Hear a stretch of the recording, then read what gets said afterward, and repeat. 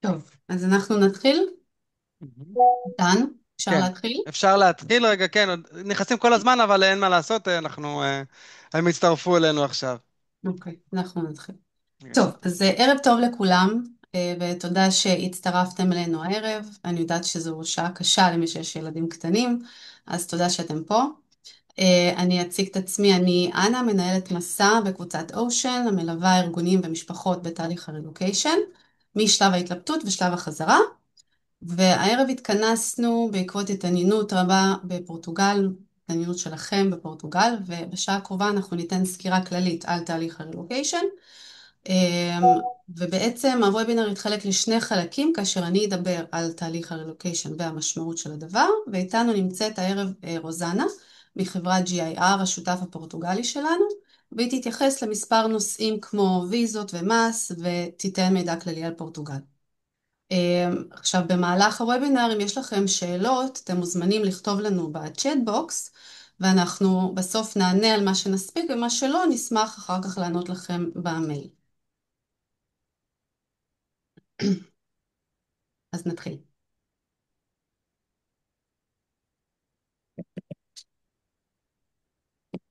בואו נראה שהמצגת עולה, ואני רק אבקש אם אפשר לסגור את המיקרופונים בזמן המצגת, תודה רבה. אוקיי, אז אנחנו מדברים על העתקת מרכז חיים, כי רילוקיישן זה תהליך שהוא מורכב, שכולל בתוכו את כל תחומי החיים, ולצד הזדמנויות והחוויות אנחנו מכירים גם באתגרים ובחששות. האם הילדים שלנו השתלבו חברתית? האם בן או בת הזוג ימצאו תעסוקה? כשאנחנו עוברים מדינה, הסביבה שלנו משתנה, לא רק מבחינה פיזית, אלא גם בפן התרבותי והרגשי. ואנחנו עוברים שינוי שמגדיר מחדש את הזהות שלנו.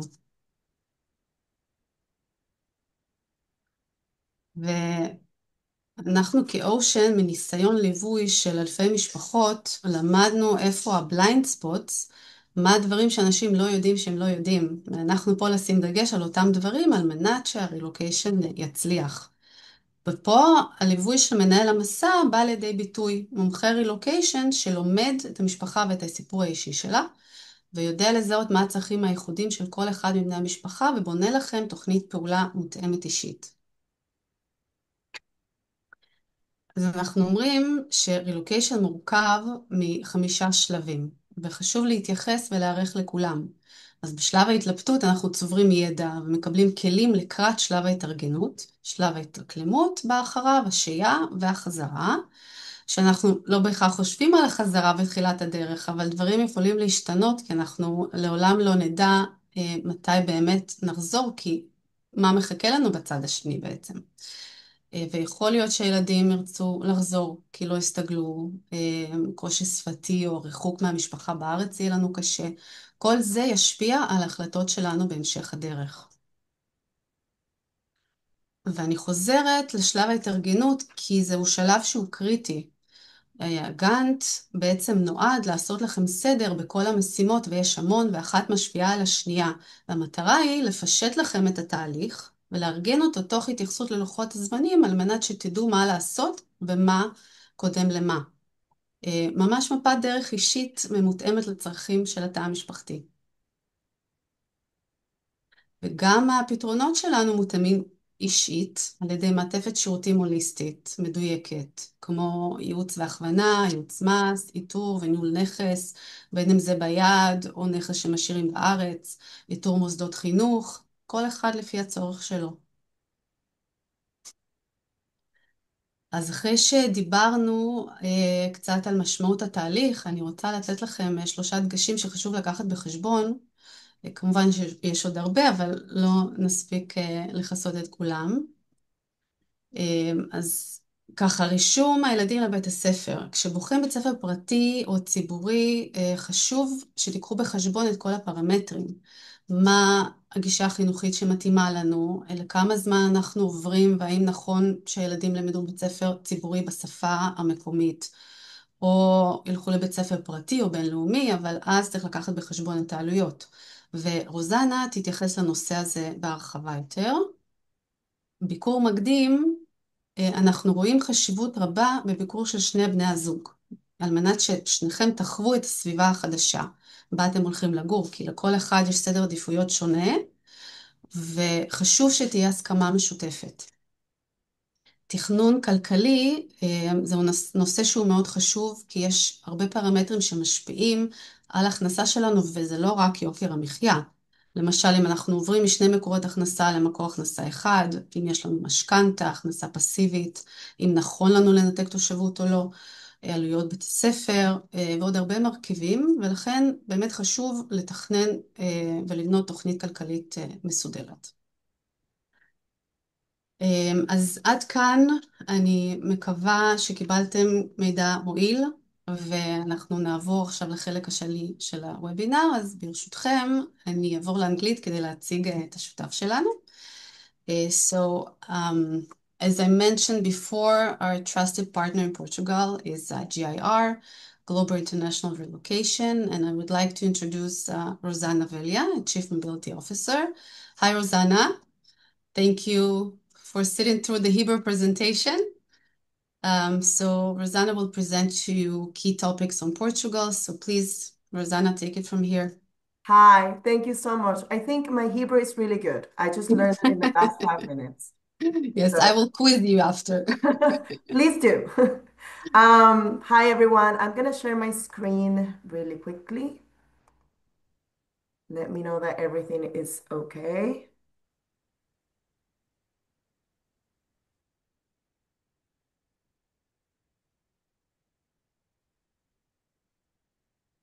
All good? Yes.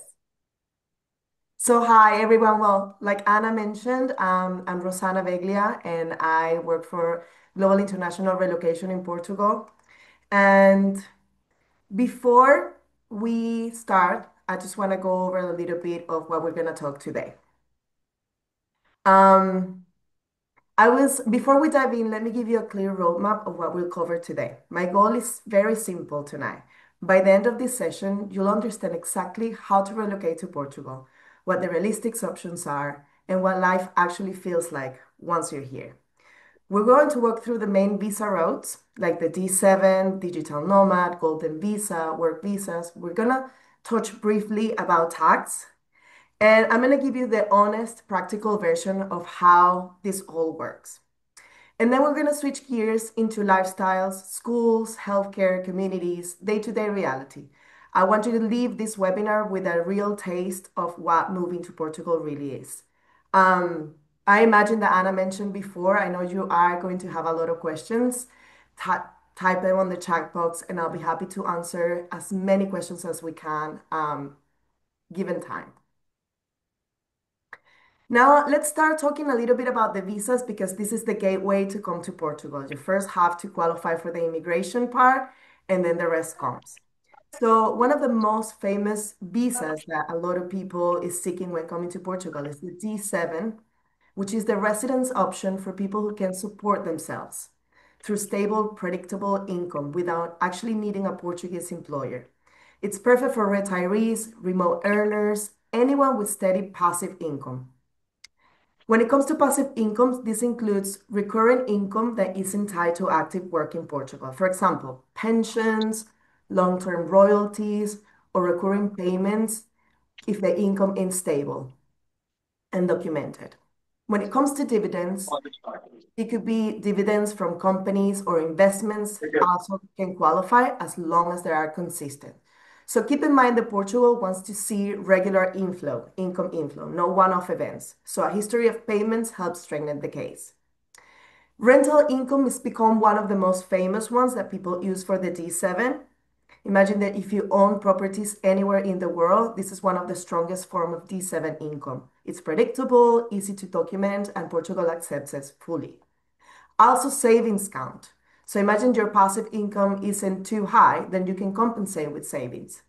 Ideally, we're going to talk about numbers a little bit further, but ideally you might want to have per adult between 20 to 25,000 euros in a bank account in Portugal. And also savings it doesn't replace the entire income, but it helps support the process. Keep in mind The idea here is that you want to show the Portuguese government that you have enough funds to sustain yourself and your family while you're here in Portugal. Let's now dive in a little bit more into the requirements for this visa. So to qualify for the D7, like I said, Portugal wants to see that you can sustain your lifestyle. So between the income requirements, you need to have stable yearly income, generally around minimum wage time 12, minimum wage for Portugal time 12 per adult. 50% of that per partner, the spouse, and then 30% of that per child. So I'm gonna give you round numbers in that sense. So for the first adult, it'll be around 9,800 euros, 10,000 euros in a bank account in Portugal, then 50% of that for your spouse, 30% of that for each child. For a family of three, for example, you need to show in a bank account in Portugal that you have around 18,000 euros, right? So the next step is to actually have a bank account. I saw a questions about the bank account, so maybe this will answer. You need to have a local bank account to apply for this visa because you need to transfer these funds into the local bank account. Normally, to be able to open the bank account, you need at least the appointment at the visa center that you're going to request this visa. This is what the banks are going to أهلا request. وين now. And Also, then sorry. And then you can open the bank account and then transfer the phone. This bank account is open remotely. The person who's assisting you with the visa process can also assist you with the bank account opening. Then proof of means. So aside from having this amount of money in a Portuguese bank account, and keep in mind you have to open it and have it recurring for about a month, so you can show those statements at the consulate when you're requiring the visa. You also have to have proof of means, which is what we spoke before. You need to show supportive documents such as proof of your passive income or additional savings that you want to show. This could be from your local bank accounts. It doesn't have to come from a Portuguese one. And this could be from, your everyday life in Israel. Bear in mind that we're focusing here in the five main most important points that you need to have in order to qualify for this visa. Aside from that, you're going to need to present other documents like your criminal records and your passport, but these are easy to obtain. So I'm going to elaborate on the ones that require a little bit of preparation before you actually apply for the visa. In terms of accommodation, the Portuguese government wants to see that you have accommodation secure for at least 1 year. So this could be either a rental contract, or if you are planning on buying a house, it could be a purchase deed, or it could even be a reservation, a long-term reservation for a temporary accommodation, such as an Airbnb or anything else that you can book. Bear in mind that you need to have this booked by the time you're going to present the request for the visa. It could be for a future date, but you have to have the booking confirmed. And then insurance. You and your family must have an insurance covering at least 30,000 euros in medical expenses and repatriation. And this will be for the duration of the initial period of the visa. That will be between 4 to 6 months. This can be an international plan. It should cover you and your family. And then after you receive your residency in Portugal, you can cancel it because then you can have your registration at the local health center, which we're going to talk about later on in the process. In terms of timelines, and these timelines apply for most of the visas that we're going to talk about, this process has two phases. So we have first the consular phase, which is the process of applying for the visa from the Portuguese consulate in your home country, in this case in Israel, right? And this process takes about 4 months in total. So we always think about 1 month gathering the documents, opening the bank accounts, making the transfer of the funds. And then once you apply, the consulate has a 90-day window to actually resolve whether they're going to approve your visa or not. So it takes about 4 months. Once those 4 months are gone, then you will receive your entry visa. Bear in mind that this is a temporary stay visa. It will last for 4 months, 120 days, and you will have the option to enter Portugal twice within that time frame. So you can come from the Israel to Portugal, leave, and then enter once more, and then you're not allowed to leave Portugal until you get your residence card. During that time frame, during those 4 months that your visa is valid, you will have to actually relocate to Portugal, right? And then Within a month or two of coming to Portugal, you're going to have your interview at IMA, which is the immigration office for your residence permit. Once your family and yourself get your residence permit, it will be valid for 2 years, and then you can renew it for 3 more years, provided the same conditions maintain. The good news, this is an easy path for permanent residency because after you renewed it for 5 years, you've been legally living in Portugal for 5 years, then you can apply for permanent residency and eventually nationality. And there's a caveat in the terms of nationality because right now, today, the 5 year rule applies, meaning you lived here for 5 years, you received your permanent residency, and then you're ready to apply for nationality because you accomplished the 5 years. The thing is, in October this year, the law changed. They submitted a modification that moved those 5 years to 10 years and still hasn't been completely published. That means the 5 years still apply, but by the beginning of 2026, then it'll be 10 years. So that means that you're going to have legal residency here for 10 years, then you can apply for nationality. Let's move on to another type of visa, and this one is very famous among freelance workers, which is the DA, the Digital Nomad Visa. It's designed for people who work remotely, whether you're a freelancer, employed by a foreign company, or running your own business from anywhere in the world. This visa is very flexible. If you're a freelancer, you can show contracts with international clients that show that you're actually doing business with them. If you're an employee, you just need a remote employment contract that must specify that you're allowed to work remotely abroad. And if you're an entrepreneur, you can qualify through income generated by your own foreign registered company. The key is simple. Your work must be outside of Portugal. And then there are contractual requirements. You need solid documentation to prove that this is an actual business ongoing, right? So you need a signed employment contract or a service contract between clients as a freelancer, or your proof of the company ownership and invoices you do to your clients. Portugal wants to see that your work is real, stable, and also long distance. For this as a minimum income requirement, you must show income of at least 3,480 euros a month if you're relocating by yourself. This is the equivalent of 4 times the minimum wage in Portugal. If you're bringing your family with you, the same rule as the D7 applies. That'll be plus 50% of this for your spouse and plus 30% for each child. So I'm not going to do a real live math here, but like more or less for a family of three, this will be around 7,000 euros that you need to prove that you have on a monthly basis. And that income needs to be documented for at least the last 3 months before you apply for the visa. So it's not like, oh, I'm going to register a company or I'm going to do myself a contract as a freelance and then I'll show up and request the visa. No, you need to prove that this is something that's been ongoing before you actually decided to come to Portugal for at least 3 months before, right?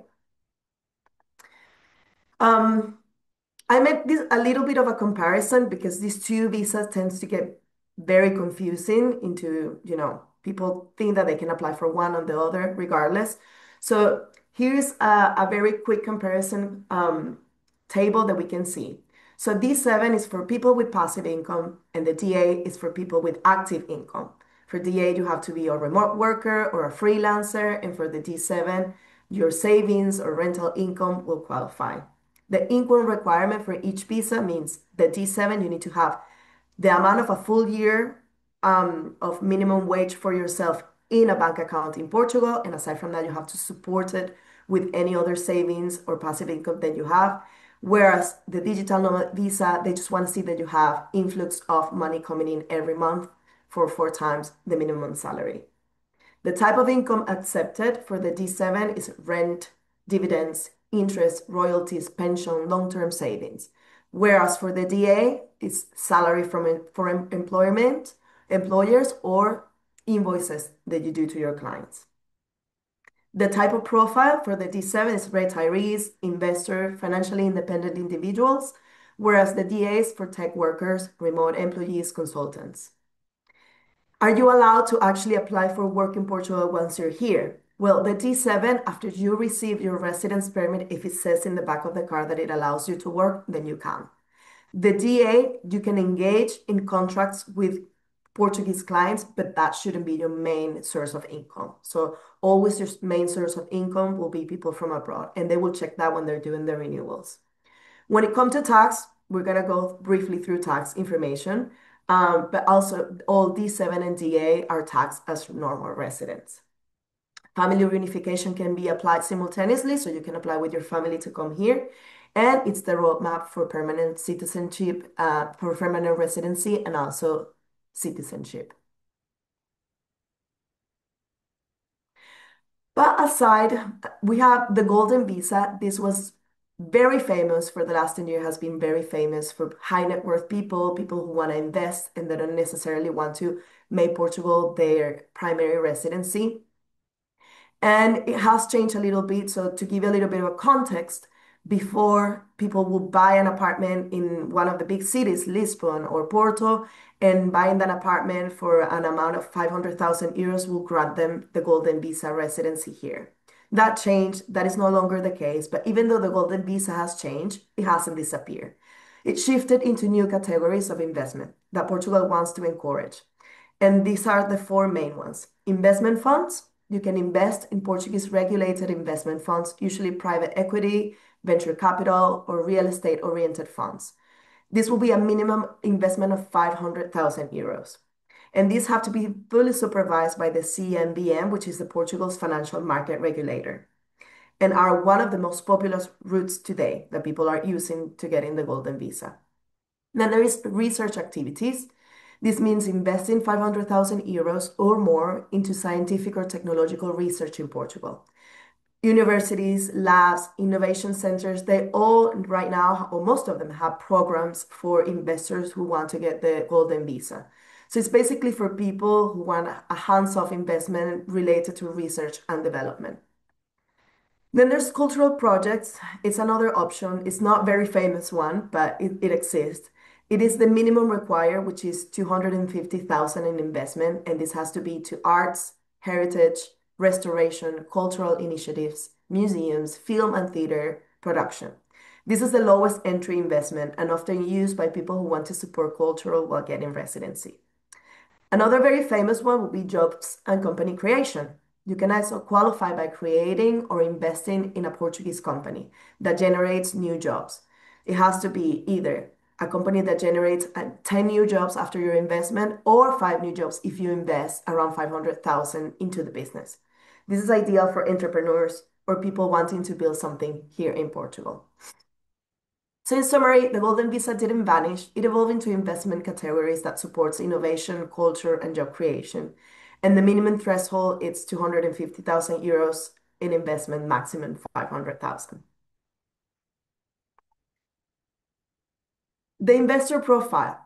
So the investor profile at the moment is always high net worth individuals, and the benefits are, just give me 1 second. Ah.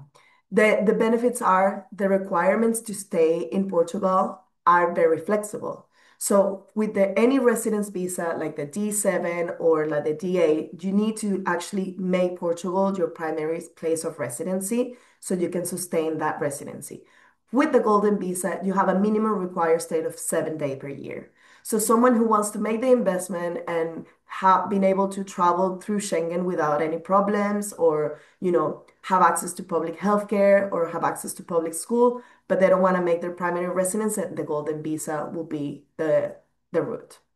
Your direct family is included, like a spouse, dependent children, and even dependent parents in some cases, if well justified, under that investment. So you can bring your entire families. And the benefits are straightforward, are almost the same ones with the other two visas.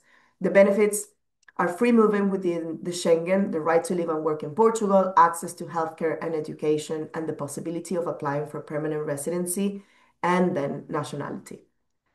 Timeline-wise, the process is about the same as the other visas. The only thing is that you need to start with the process of doing the investment. So you need to choose a CMVM regulated fund, submit your process, do the investment, and then you can start with the process of obtaining the visa. And the last visa category we're gonna talk about today is another option that many people overlook, which is coming to Portugal through work. And this is becoming increasingly more realistic because Portugal, especially Lisbon and Porto, have grown into a major tech and innovation hub in Europe. Lisbon hosts Web Summit, which is the biggest conference of technology in all of Europe, actually, I think in the whole world. And it attracts global startups and has become home to dozens of tech companies, scale-ups, and digital service providers. Porto has its own booming ecosystem, especially in engineering, AI, mobility, and fintech. And for Israelis in particular, this is interesting because we already have several Israeli funded companies here, like HiBob, Shield, and Nexar, just to name a few, plus a huge concentration of Portuguese and international tech firms that hire foreign talent. So if part of your plan is to find a job here, then the opportunities are real. In that case, the main paths are the D1, which is the non-highly qualified visa, and the D3 work visas. And I'm gonna go give you a quick explanation for each one of these visas. So the D1 is the standard work visa for anyone who has a job offer in Portugal, but it doesn't require a highly specialized profile. It can involve labor market, it can involve um, operational roles, service sectors, jobs in hospitality, logistics, any general employment. This one takes a little longer to obtain because normally the government has to do a labor market test, meaning that they need to prove that your profile is very specific and that it cannot be found here in Portugal. And then we have D3, which is the highly qualified visa. It's the faster route and probably the most famous that people use right now.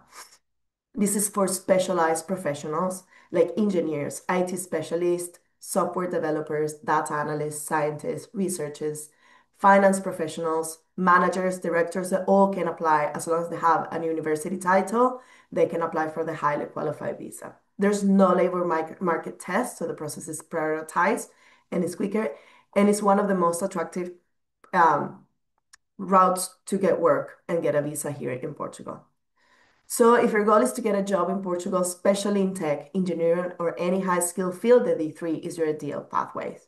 Both visas lead to residency, both allow family to reunification, and both open the door to permanent residency or citizenship after 5 years.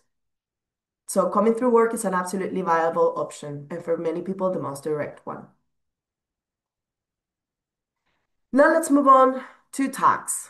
So for a while, Portugal became really famous for having a very flexible tax regime benefit, which was named the NHR. So, and now we're on phase two, which is called NHR 2.0. To understand the actual tax benefit right now, NHR 2.0, you need to know how incredibly generous the old NHR was. Under the previous regime, anyone who moved to Portugal could apply. Retirees, remote workers, investors, people living off dividends. Most foreign sourced income was taxed at 0%. For 10 years, you had this benefit. Dividends, 0%. Rental income, 0%, as long as it came from abroad. And if you worked in Portugal or you had clients in Portugal, you paid a clean 20% flat tax rate, no matter how high your salary was. And this for Europe is really good because we are known for having very high taxes. Naturally, Portugal became extremely famous, extremely popular, and sometimes too popular, which is why the government replaced it and made it a little bit more strict. So now, under the NHR 2.0, the regime still gives you the benefit for 10 years, but it applies only to specific high-value professions that Portugal wants to attract, which is mainly related to tech, engineering, scientific research, education, and mostly innovation. So the key point for applying for the NHR 2.0 is you must have a Portuguese employment contract. So naturally, with this excludes the D7 and the D8 route for applying for this benefit. Passive income residents do not qualify. And even though the 20% flat tax still exists, it's only for people who have a job contract in Portugal. This is a quick overlook of, you can have a quick look of who will benefit from the 20% if they did apply. Tech and engineering, scientific and research, higher education, innovation, and knowledge-intensive roles. It doesn't get the 20% rate, D7 visa applicants, digital nomad visas, unless there's a way workaround with digital nomad visas. If you get to have clients here in Portugal, there's a way that you can apply but it has to be studied by a tax lawyer.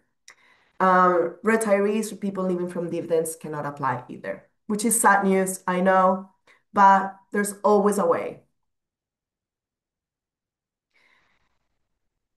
Now that we talked already about the visa and the technicalities of the tax, let's go a little bit into lifestyle. And I wanted to start with the schooling process because I know for many families, schooling is a major decision maker in terms of whether you're going to move, whether you're going to change your life or not, and what kind of education your children are going to have. So I'm going to touch a little bit this subject, and let's start talking about the public schools. Public schools in Portugal are completely free, and that's a huge advantage for families. They have a very good integration programs for foreign children. Teachers are used to welcoming kids from all over the world, and there is structured language support to help them learn Portuguese gradually while keeping up with their curriculum. So we have a lot of foreign families that want to stay here long term that decide to put their children directly into the public school sector. It tends to be a little bit difficult, the integration at the beginning, but by the end of year one, the kids already speak fluent Portuguese. The only limitation is that your school options depend on whether and where you live. So you can't pick freely, like in the private system. You're assigned a school based on your residential address. So in areas with fewer public schools, you won't have many choices. And sometimes, if you don't live in a very high maintenance area, schools are probably not considered to be that good. So that's something to keep in mind when making that sort of decision. But overall, the system is safe, it's inclusive, and it's very welcoming to international families.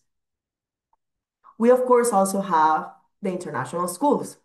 And the international schools are extremely popular among expats and especially Israeli families because they offer full English language education and global curriculums like the British, the American, or IB.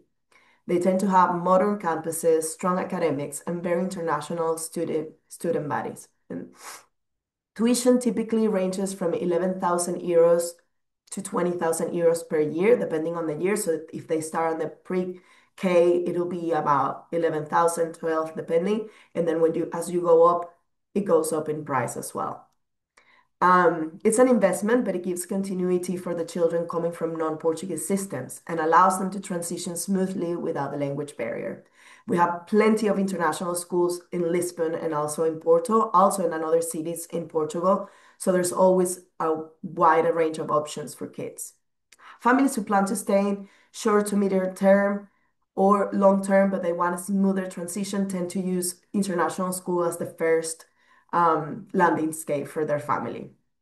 But between the private and the public school, we have in the middle the private local school, which is also a very good option. The local Portuguese private schools, they follow the national curriculum, but they offer a more structured environment, smaller classes, strong academics. They have more one-on-one assistance for integration to the kids, and the prices are a lot more competitive compared to the ones on international school. A lot of these schools also have a bilingual curriculum that could be in English and Portuguese as well, which is an advantage.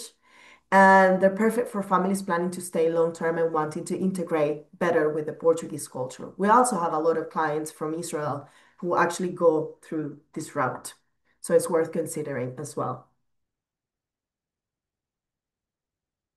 Now talking about healthcare, because this is also a major concern for families. So private healthcare. We have a dual system, right? We have the public healthcare service, which is very good quality, but can be slow, and a very strong private healthcare sector.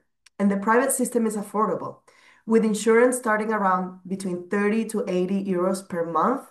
Actually, I was trying to look at my insurance bills so I could give you like a very specific number. We're a family of four and we pay about 100 euros for a full coverage insurance for our family, for hospitalization, for preventive care, everything. So it's very affordable. And it gives you fast access to specialists, diagnostics, and top clinics. This is why many expat families choose to use the private healthcare system for preventive care, because then we have a very good public system when it comes to specializations as well. So it's called the SNS, and it offers very good quality medical care and a wide network of hospitals and clinics. It's low cost or free for people who are resident here in Portugal, which is a huge advantage. And the only challenge is waiting times when it comes to preventive care. So if you need to book an appointment with a specialist because you want to get your test done, maybe you have to wait for a month or two. Sometimes people don't want to wait that long. That's why you use both. So you register on the national healthcare system, but when you're doing preventive care, you use your private policy and your private insurance, and that's good. If anything happens, like an emergency, anything, it's always best to go to the public healthcare system. You can call 112, which is like the 911 from Portugal, and you get an ambulance and they will take you to a hospital. They will treat you immediately. They will assign you a specialist. So that's when the public healthcare system comes in very handy. So to get the best of both worlds, do both. Have a private insurance and also make sure you register in the public healthcare system. And now talking a little bit about integration, because I didn't want to be very generic. I know it's very important for people relocating to find community and to be able to integrate quickly and to understand how things work. The Israeli community in Lisbon, it's very active, both Jewish and non-Jewish, and it's incredibly easy to plug in socially. You'll find Hebrew-speaking WhatsApp groups, tech and startup meetups, surf groups, family gatherings, and community hubs in areas like in their city center in Portugal. And there's plenty of Israeli-owned business culture and all. For most Israeli, it feels like having an instant support network. So we have in Lisbon the Israeli Community of Lisbon, CIL, which was officially recognized in 1913 with Sephardic roots from the 19th century. And we have in Lisbon alone a community of Israeli people, around 1,500 people. Around 500 of those are active members of the community, the Israeli community. And they have offers like synagogue, religious education, or cultural programs, very strong support for newcomers for integrational purposes. It's a very warm, tiny community that blends tradition with the modern city life. Also in Porto, we have the Israeli community in Porto. It's home to the Kandori Mekor, I don't know how the pronunciation, but I'm gonna try. Mekor Haim Synagogue, one of Iberia's largest one, and it's very dynamic. It's a community that's been growing constantly lately. I think it used to be smaller than the one in Lisbon, but I think now it could be about the same. And it has a lot of very active participation from expats. It provides kosher facilities, youth activities, cultural events, structure, and religious services. It's known internationally for its involvement with the Sephardic citizens' cases. Both cities offer a welcoming and very well-organized Jewish environment. So I think this will be very important for integration. This is an example of activities that are running right now in the Israeli community in Lisbon. So they have teaching Hebrew for Jewish festival, traditions and costume, education, and it constantly changes. So, and it's done and organized by the proper community, for the actual community. They're very active. And I wanted to close this because I didn't want to make it too long, but in the end, Israelis don't just move to Portugal, they blend into it. The culture feels familiar, the rhythm is softer, the values align, daily life becomes lighter. It's a place where kids can run freely, women feel safe, and families get their quality of life back. And because so many Israelis are already here, you arrive and immediately feel like you have not starting from zero. You're joining an actual active community. So that's why Israel and Portugal work so well together. We not only welcome Israeli, we make them feel like home. And thank you for your time. And now we're ready to answer any questions that you might have. So we have a few questions already in chat box, Rosanna. Yes, let me see If if you I would can like, stop sharing my screen. yeah, that's fine. I can tell you already that some people are asking about reunification process for those that have a European passport and the spouse doesn't. Yes. So, So this is the process is done from Portugal. It's something called Articles 15. And once Either. If you don't need a visa to travel to Portugal, if you can travel through the Schengen opening, then you can come here with your spouse. You need to be registered here as an European. The European spouse needs to be registered. You need to have your marriage registered in the European country where you're from, the European spouse is, and then the process of reunification can start from Portugal directly. And those with Portuguese citizenship, they are welcome to move at any time, right? Absolutely. There is no, Yeah. okay, so Yeah. there is no issue. No Oh, issue whatsoever. wonderful. Okay, let me see. Okay, what about, I know you spoke about the health insurance, but is there any specific criteria to apply for public health insurance, or is there For the a public one, waiting period once you no. register? Yeah, so once you have your residence card and obviously an address, a house here in Portugal, then the registration is straightforward. It's identifying what your local hospital is in your area of residency, and then you go register, you obtain something that we call the Utente number, which is like your SNS number. And then you can either be assigned a family doctor. Sometimes if the system is very collapsed, you're not assigned a family doctor, but that's not a big deal because you can still have and get your consultations done. Okay, perfect. Um, Someone is asking here, let me see, Shlomo would like to know if someone wants to be in pension, not to work, to make an investment, and has a Portuguese passport. That's fine. If you have a Portuguese passport, you can basically move here without any investment necessary. And if you want to, you can just go into the CVCBM website and they will show you all the investment options that you have, the opportunities for investment. So we have, I think, one last question for you. Tsur is asking, how can he obtain a Portuguese citizenship if only his brother and his sister's children have a Portuguese citizenship, I'm sorry. So I believe So you need to apply for it separately, right? yeah, absolutely. And I'm imagining if he's making that question, it's not because it came from their parents. It probably came from another route to his brother, right? So that means that he won't have access to citizenship. It has to be done via any of the ways that we spoke here before. Okay, wonderful. Thank you so much, Rosanna, for your time and the valuable information that you shared today. Thank you. So I will switch back to Hebrew now. Sure. אז אם יש לכם עוד שאלות, אתם מוזמנים לכתוב לנו. ואנחנו נשלח, בתחילת שבוע הבא נשלח לכולם את ההקלטה של הוובינר, ואתם מוזמנים כמובן לפנות אלינו לשיחה אישית ועם שאלות נוספות, אנחנו כאן בשבילכם ונשמח להתייחס. ותודה שנשארתם איתנו, שיהיה לכולם לילה טוב ובהצלחה. תודה רבה לכם, רוזנה, אנה, תודה רבה. תודה רבה. תודה. ביי. תודה רבה לכם. מחכה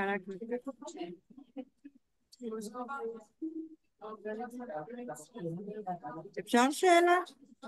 אם אתם רוצים? כן, אפשר, אנחנו כאן. תודה. אני כבר בפורטוגל, ואני מספרת סיפורים ועושה חוגים לילדים על טבע ובעלי חיים. ואני ממש אשמח להשתלב עם הקהילות הקיימות פה, גם בעברית, גם באנגלית.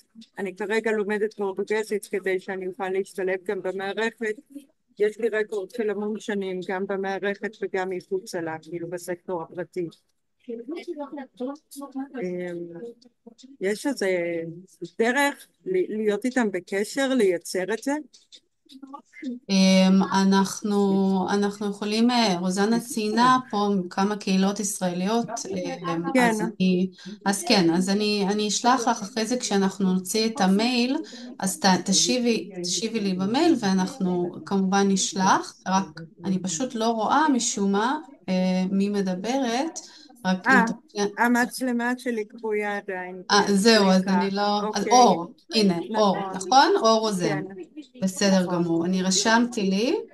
ואנחנו נהיה איתך אחר כך בקשר במייל. המצלמה גם מכוסה עכשיו, הכל אני בסדר. נזכרת. בסדר. איפה את בפורטוגל? אני כרגע נמצאת במקום שנקרא קווינטה דה קונדו, ויצרתי פה קשרים עם הספרניות, עם אנשים פה שכאילו שעוסקים בתחום. אני לומדת פורטוגזית בספרייה, יושבת כל יום ולומדת, אוקיי, וככה גם מכירה אנשים, מסתובבת גם נהדר. בשווקים פה וכאלה, מדברת פורטוגזית קצת איתם, כי הם לא דוברי אנגלית אז זה יותר קל, כאילו זה מאלץ אותי להשתפשף בפורטוגזית שלי. כן. זהו, ואני כרגע בתהליך, זאת אומרת, תרגמתי את הסיפורים שלי לאנגלית, אבל אני כבר מתחילה לתרגם גם לפורטוגזית וללמוד אותם, לפחות שאני אדע לספר אותם לילדים פה בסביבה, גם כן. אבל כרגע אני עדיין בלי עבודה וזה קצת מטריד אותי, אני כבר 3 שבועות פה מחפשת לי מקום. המטרה היא להקים מרכז לילדים בסיכומו של דבר, אבל עד שזה יקרה זה תהליך. כאילו שיהיה בו גם אומנות וגם לימוד שכאילו הילדים יגדלו את הצמחים שלהם ובעלי חיים ניצולים, כאילו שהם ילמדו לטפל בהם, רק ניצולים, אני לא רוכשת חיים. זה זהו, נשמע מקסים, אור. זה נשמע מקסים, שיהיה לך וכאלה, המון כן. בהצלחה. תודה, אני בעניין של להקים עסק בעניין פה, בתחום פה, וזה קשה לבד, כאילו, כן, אני נתקלת מבינה. בהרבה חומות בעניין. אז אנחנו נהיה איתך בקשר אחר כך, באופן אישי, בסדר? ונראה איך אנחנו יכולים לעזור. תודה רבה רבה לכם. בשמחה. תודה לך, ושיהיה אור. ערב נהדר. ביי. תודה. להתראות. להתראות. ביי.